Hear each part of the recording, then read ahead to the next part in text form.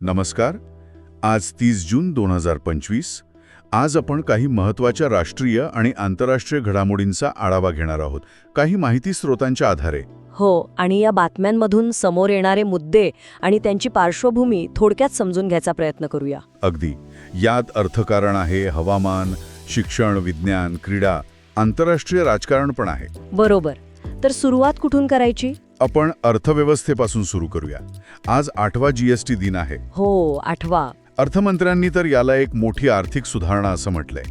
पण स्रोतांमध्ये असं दिसतंय की व्यापारी वर्गातून अजूनही प्रक्रिया सुलभ करण्याची मागणी आहे.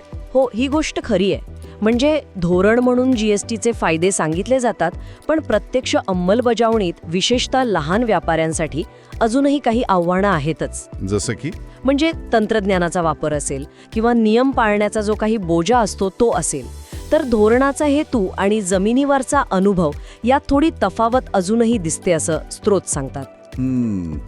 आणि याच बदलांच्या पार्श्वभूमीवर शिक्षण क्षेत्रातही एक बातमी आहे. CBSE म्हणजे केंद्रीय माध्यमिक शिक्षण मंडळ, अच्छा, ते 2026 पासून 9वी ते 12वी साठी नवीन अभ्यासक्रम आणणार आहेत आणि भर असेल कौशल्य आधारित शिक्षणावर. हो, हा एक महत्त्वाचा बदल म्हणायला हवा. म्हणजे पारंपरिक ज्ञानाबरोबरच प्रॅक्टिकल स्किल्स शिकवणं. बरोबर. भविष्यातल्या नोकरी व्यवसायाच्या गरजा लक्षात घेऊन हे पाऊल टाकलंय असं वाटतं. अर्थात याचा अर्थ मूलभूत संकल्पनांकडे दुर्लक्ष व्हावं असं नाही, तो समतोल साधावा लागेल. नक्कीच. आता थोडा हवामानाकडे वळूया का? मध्य भारतात म्हणजे आपला महाराष्ट्र, मध्य प्रदेश, छत्तीसगड इथं पुढचे 5 दिवस मुसळधार पावसाचा अंदाज आहे. ही शेतीसाठी चांगली बातमी म्हणायला हवी. खूप महत्त्वाचा काळ आहे हा. हो, पण त्याचवेळी मुंबईत परिस्थिती वेगळी दिसतीये. अगदी. मुंबईत पाऊस कमी झाल्यामुळे 10% पाणी कपात लागू झाली आहे.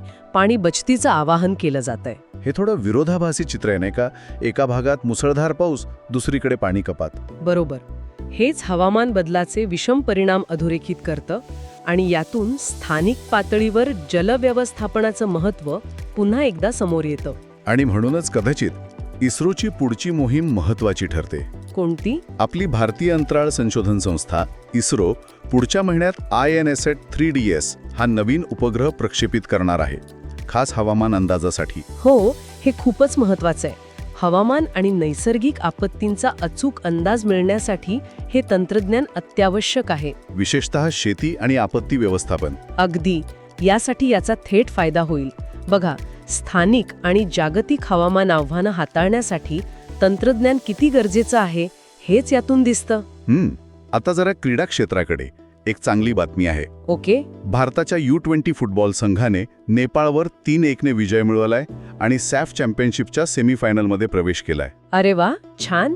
युवा खेळाडूंचं हे यश नक्कीच कौतुकास्पद आहे. आंतरराष्ट्रीय स्तरावर कामगिरी सुधारण्यासाठी अशा स्पर्धा महत्त्वाच्या ठरतात. बरोबर. आता आंतरराष्ट्रीय घडामोडींकडे पाहूया. फ्रान्समध्ये निवडणूक झालीय. हो, पहिल्या फेरीचे निकाल आलेत. आणि त्यात अतिउजवा पक्ष जो स्थलांतरण आणि राष्ट्रीय अस्मितेच्या मुद्द्यांवर आक्रमक आहे तो आघाडीवर दिसतोय. आता दुसऱ्या फेरीकडे लक्ष आहे. हे खूप लक्षवेधी आहे, कारण याचे परिणाम केवळ फ्रान्सपुरते मर्यादित राहणार नाहीत. म्हणजे युरोपियन युनियनचं राजकारण आणि एकूणच जागतिक स्तरावर उजव्या विचारसरणीचा जो प्रभाव वाढतोय त्या दृष्टीने हे महत्त्वाचं आहे. मोठे बदल होऊ शकतात तिथे. दुसरीकडे अफगाणिस्तानातून एक अतिशय चिंताजनक बातमी आहे. काय झालंय तिथे? भीषण पूर आला आहे आणि त्यात 70हून अधिक लोकांचा मृत्यू झालाय. संयुक्त राष्ट्रांनी मदतीचं आवाहन केलंय. अरे देवा, ही खूप गंभीर मानवी आपत्ती आहे. आणि पुन्हा एकदा हवामान बदलाचे परिणाम विकसनशील देशांवर किती भयंकर असू शकतात हेच दिसतंय. खरंय, आंतरराष्ट्रीय मदतीची नितांत गरज आहे. नक्कीच. अमेरिकेत पण एक वेगळी घडामोड आहे. न्यूयॉर्कमध्ये अल्ट्रा ऑर्थोडॉक्स ज्यू समुदाय निदर्शनं करतोय. कशासाठी? त्यांच्या मुलांना शाळांमध्ये धार्मिक शिक्षण देण्याच्या हक्कांसाठी. अच्छा, म्हणजे इथे धार्मिक स्वातंत्र्य विरुद्ध सार्वजनिक शिक्षण प्रणालीचे नियम असा काहीसा संघर्ष दिसतोय. हो, विविध संस्कृती एकत्र नांदणाऱ्या समाजात असे मुद्दे कसे हाताळले जातात हे बघायला हवं. बरोबर. आणि एक शेवटची बातमी क्रीडा जगतातूनच. सौदी अरेबियाने फिफा विश्वचषक 2034च्या यजमानपदासाठी अधिकृत प्रस्ताव दिलाय. हो, ही पण एक मोठी घडामोड आहे. आंतरराष्ट्रीय क्रीडा स्पर्धा आयोजित करण्याची जी स्पर्धा आहे देशांमध्ये ती वाढतेच आहे. यातून एक प्रकारे जागतिक प्रतिमा उंचवण्याचा प्रयत्न असतो. अगदी. सौदी अरेबियाची ही महत्वाकांक्षा त्याच दिशेने एक पाऊल आहे.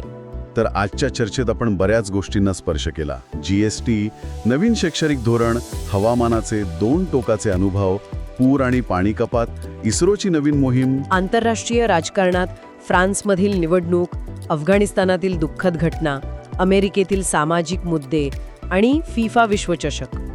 एक व्यापक आढावा घेतला आपण. हो. आणि या सगळ्याकडे एकत्र पाहिल्यावर एक विचार येतो मनात. म्हणजे बघा, मुंबईतली पाणी कपात असो, अफगाणिस्तानातील पूर असो किंवा हवामान अंदाजासाठी इस्रोचे प्रयत्न, या सगळ्या स्थानिक आणि जागतिक घटना हवामान बदलाच्या मोठ्या चित्रामध्ये कशा जोडलेल्या आहेत. आणि भविष्यात हे जे परस्पर संबंध आहेत त्यांचं स्वरूप अधिक तीव्र किंवा अधिक गुंतागुंतीचं होत जाईल का, यावर विचार करायला हवा असं वाटतं.